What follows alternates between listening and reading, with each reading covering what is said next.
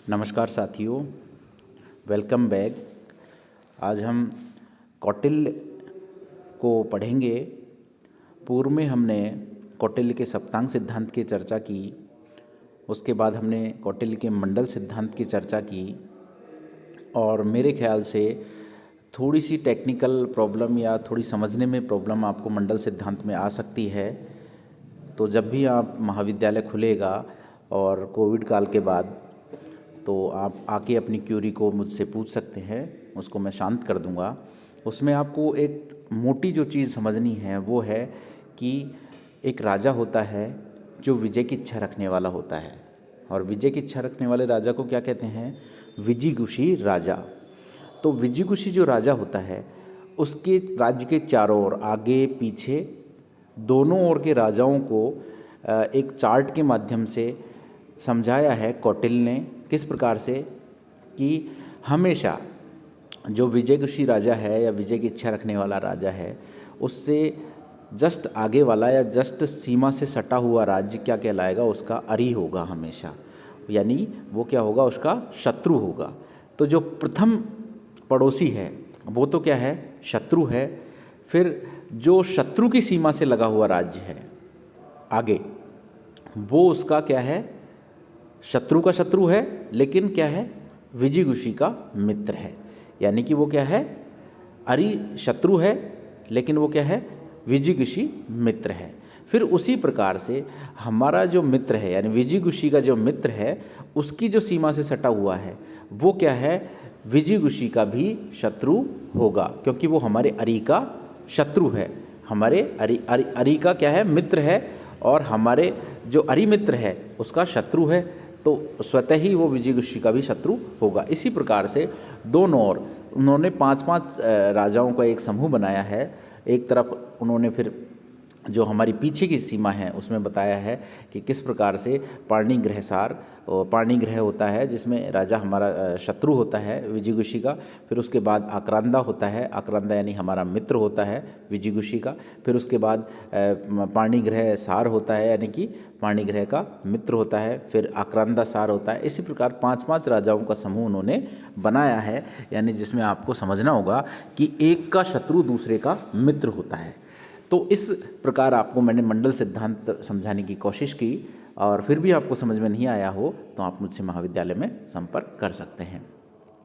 आज हम जिस टॉपिक की चर्चा करेंगे उसे कौटिल्य के राजनीतिक विचारों का समग्र अध्ययन हमें यहाँ करना है। तो सबसे पहले हम देखते हैं कौटिल्य की षड्गुण नीति। षड्गुण नीति के अंतर्गत क्या है कि कौटिल्य कहता है, पड़ोसी राज्यों के प्रति व्यवहार के संबंधों में कौटिल्य गुण अर्थात 6 लक्षणों वाली नीति का प्रतिपादन करता है। यानी पड़ोसी राज्यों के साथ राजा को, विजिगुषी राजा को, यानी विजय की इच्छा रखने वाला राजा को किस प्रकार से 6 नीतियों को अपनाना चाहिए। जो पहली बताते हैं वो संधि, दूसरी बताते हैं विग्रह, यानी कि अगर संधि से काम चल जाता है तो ठीक है, और संधि से काम नहीं चलता है तो आपको विग्रह का प्रयोग करना चाहिए। विग्रह यानी युद्ध का प्रयोग करना चाहिए। यानी फिर तीसरी नीति बताता है यान। यान का मतलब बताता है शत्रु पर वास्तविक आक्रमण करना। फिर बताता है आसन। आसन है ऐसी नीति जब शत्रु पर कोई आक्रमण हो रहा है तो शत्रु की सहायता न करके तटस्थता की नीति अपनाना। फिर वो बताता है संश्रय भाव। संश्रय भाव में क्या होता है? बलवान का आश्रय लेना होता है, कि अगर आपसे कोई राजा या राज्य विजित नहीं हो रहा है तो आप किसी बलवान का सहयोग लेकर उसके ऊपर आक्रमण कर सकते हैं, यानी कि 2 राज्यों की संयुक्त सेना उस पर आक्रमण कर सकती है। और अगला है द्वैधी भाव। इसमें क्या होता है? संधि और युद्ध का एक साथ प्रयोग करना, यानी संधि करके उसकी कमजोरियों का पता लगाना और फिर उसके साथ युद्ध भी कर लेना। तो ये 6 प्रकार की नीति बताता है पड़ोसी राज्यों के प्रति एक सफल राजा को या विजिगुषी राजा को या विजय की इच्छा रखने वाले राजा को रखनी चाहिए। अब अगला जो उनका बात है वो करते हैं विदेश नीति के सफल संचालन हेतु कौटिल्य साम दान दंड भेद, इस प्रकार से 4 उपायों का विधान करते हैं। कौन कौन से? साम, दाम, दंड और भेद का। निर्बल राजा को समझा बुझाकर, यानी साम द्वारा अथवा कुछ सहायता देकर दाम द्वारा वश में किया जाना चाहिए। जो निर्बल है राजा, यानी अपने शक्ति के मुकाबले उसकी शक्ति कमज़ोर है, तो उस राजा को क्या करना चाहिए? कि एक तो समझा बुझा कर यानी साम द्वारा और कुछ आर्थिक सहायता देकर दाम द्वारा अपने पक्ष में रखना चाहिए। फिर बताते हैं भेद का अर्थ है कि फूट डालना, यानी कि अगर कोई राजा आपसे अधिक शक्तिशाली है तो उसके राज्य में या उसके सैनिकों में या उसकी प्रजा में इस प्रकार से उसका भ्रम फैलाकर कि वो राजा निर्बल है या फिर आपकी रक्षा नहीं कर सकता, किसी भी प्रकार का भेद फैलाकर उन्हें आंतरिक रूप से कमज़ोर करना ही भेद कहलाता है, जिसे फूट डालना भी कहते हैं। यह कार्य दूत और गुप्तचरों के माध्यम से किया जा सकता है। ठीक है, अब है दंड। दंड को मुख्य बताया है इन्होंने विदेश नीति के सफल संचालन में। ये कहते हैं युद्ध, दंड का अर्थ है युद्ध। कौटिल्य दंड के उपाय को तभी अनुसरण करने का समर्थन करते हैं जब अन्य जो 3 उपाय हैं वो फेल हो जाए या फिर 3 उपायों से वो कार्य सिद्ध नहीं हो रहा हो। ऐसी स्थिति में उन्होंने ये दंड का प्रयोग करने का बताया, यानी कि युद्ध को अंतिम विकल्प के रूप में मानते हैं कौन? कौटिल्य। अब आगे की कड़ी में हम कौटिल्य के समग्र राजनीतिक विचारों का अध्ययन करेंगे।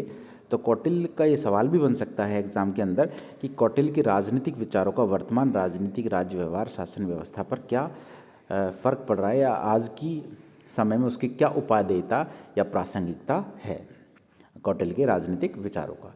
तो हम देखेंगे कौटिल्य की अर्थशास्त्र, राजनीति और शासन कला की महत्वपूर्ण रचना है। रचना में प्रस्तुत विचार तात्कालिक परिस्थितियों का प्रतिबिंब भी नहीं अपितु वर्तमान परिस्थिति में भी प्रासंगिक है। यह आपको बताना है कि कौटिल्य ने जो अर्थशास्त्र किताब लिखी वो राजनीति और शासन कला पर लिखा हुआ एक महत्वपूर्ण ग्रंथ है, जिसकी तत्कालिक परिस्थितियों को में ही नहीं वर्तमान परिस्थितियों में भी इनकी प्रासंगिकता है। कौटिल्य ने उस समय राजतंत्रात्मक व्यवस्था में लोक कल्याणकारी राज्य की कल्पना की जो पूर्णतः सही लगती है। चूँकि प्राचीन काल में केवल राजतंत्र व्यवस्था ही संचालित थी तो उन्होंने उस समय उस व्यवस्था को समर्थित किया, राजतंत्र को, लेकिन उसके अंदर भी उन्होंने राजा पर बहुत सारे नियंत्रण लगाए और उस समय भी उन्होंने लोक कल्याणकारी व्यवस्था को, लोक कल्याणकारी राज्य की कल्पना को पूर्ण किया। कौटिल्य के राजनीतिक विचारों की उपादेयता वर्तमान राजनीतिक राज्य व्यवहार शासन तथा राजनय के लिए निश्चित ही बहुत उल्लेखनीय है। कौटिल्य ने राज्य उत्पत्ति के विषय में संविदा सिद्धांत को स्वीकार किया है और माना कि मनुष्य ने एक व्यक्ति को राजा इसलिए चुना कि धर्म अर्थ काम की प्राप्ति में उनकी सहायता करे। तो यहाँ इम्पोर्टेंट जो चीज़ है वो आपको ध्यान रखना है कि कौटिल्य ने राज्य उत्पत्ति के कौन से सिद्धांत का प्रतिपादन किया या किसको माना, तो आप बताएंगे कॉन्टेक्टलिज्म थ्योरी को या संविदा सिद्धांत को माना, जिसमें वो कहते हैं कि राजा को इसलिए व्यक्तियों ने चुना, एक व्यक्ति विशेष को राजा इसलिए बनाया कि वो उनकी धर्म अर्थ काम मोक्ष में की प्राप्ति में सहायता कर सके। यदि राजा इस कर्तव्य पालन में असमर्थ रहता है तो प्रजा को अधिकार है कि वे उसे अपने पद से हटाकर किसी अन्य राजा के पद पर, अन्य को राजा के पद पर नियुक्त कर सकती है। तो आज का प्रजातांत्रिक सिद्धांत इस विचार को स्वीकार करता है और कौटिल्य के सप्तांग सिद्धांत में राजा का विशेष महत्व दिया गया है। वह राजा के को पूरे शासन की आधारशिला मानता है और कहता है कि शासक वर्तमान राजनीति में ही महत्वपूर्ण है। राज्य के कर्तव्यों की सूची प्रस्तुत करते हुए कौटिल्य ने बताया कि राजा दंड की समुचित व्यवस्था करे, लेकिन लोकहित और समाज हित के कार्य में अपना पूर्ण जीवन उसी में लगा दे या उन्हीं कार्यों के लिए मार्गदर्शन करे। मंत्रियों की योग्यता, उनकी उचित संख्या, राजा का मंत्री परिषद का नियंत्रण आदि बातों को आधुनिक राजनीति में भी कौटिल्य के विचारों से लाभान्वित किया जा सकता है।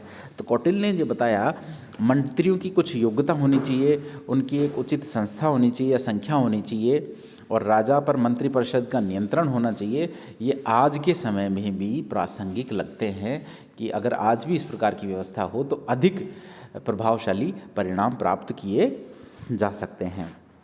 कौटिल्य कहता है कि प्रशासन का विभागों में विभाजन होना चाहिए और विभागाध्यक्षों का नामकरण एवं कर्तव्यों का वर्णन आज के परिवर्तित परिवेश में भी बहुत कारगर सिद्ध है। लेकिन उनकी यह मान्यता कि प्रशासनिक कार्य अत्यंत योग्य अधिकारियों द्वारा किया जाना चाहिए। कौटिल्य अधिकारियों के कार्य और आचरण पर भी निरंतर परीक्षण हेतु व्यापक गुप्तचर व्यवस्था का वर्णन करता है। वो कहते हैं प्रशासनिक व्यवस्था में बहुत अधिक शक्तियाँ देकर योग्य अधिकारियों को बिठाया जा सकता है, जिससे कार्यों की परिणाम में अधिक सुगमता हो, लेकिन साथ साथ अधिकारियों के पीछे गुप्तचर व्यवस्था का होना भी आवश्यक है, जिससे कि उनके आचरण और कार्यों का परीक्षण किया जा सके। वर्तमान युग में भ्रष्टाचार निरोधक विभाग तथा लोकपाल, लोकायुक्त आदि, साथ ही न्याय व्यवस्था, कानून व्यवस्था, दंड व्यवस्था, अर्थव्यवस्था, कर व्यवस्था आदि विषय कौटिल्य के विचारों से भी कुछ प्रेरणा ली जा सकती है। तो कहने का मतलब यह है, जिस प्रकार आज के समय में लोकायुक्त, लोकपाल और अन्य व्यवस्थाएं जो चालू हैं, उनसे भी प्रेरणा ली जा सकती है कि कौटिल्य के विचार आज के समय में भी प्रासंगिक है। राजनय के विषय में कौटिल्य ने मंडल सिद्धांत और षड्गुण नीति का वर्णन किया है, जो आज भी उपयोगी है। और विदेश नीति के सफल संचालन हेतु कौटिल्य ने जो 4 उपाय बताए हैं, साम, दाम, दंड, भेद, ये भी बहुत उपयोगी लगते हैं। उनका यह विचार आज भी उपयोगी है कि दंड अर्थात युद्ध का अनुसरण तभी किया जाना चाहिए जब अन्य 3 उपाय सार्थक सिद्ध न हो या उनसे कार्य सिद्ध नहीं हो रहा हो। तो इस प्रकार से हमने कौटिल्य को पूर्ण किया है आज, और कौटिल्य के हमने सप्तांग सिद्धांत, कौटिल्य के मंडल सिद्धांत, कौटिल्य की विदेश नीति, कौटिल्य के क्या बोलते हैं समग्र राजनीतिक विचारों का हमने यहाँ अध्ययन किया। और मेरे ख्याल से कौटिल्य विषय आपको समझ में आ गया होगा कि कौटिल्य क्या था और कौटिल्य ने किस प्रकार से राजनीति और शासन कला पर अपने ग्रंथ अर्थशास्त्र के माध्यम से समझाने का क्या क्या प्रयास किया। और फिर भी आपकी कोई क्वेरी हो तो आप जब कोविड काल के बाद आप मेरे से मिलें तो अपनी क्वेरी नोट कर लें और उन्हें मेरे से पूछ लें। धन्यवाद।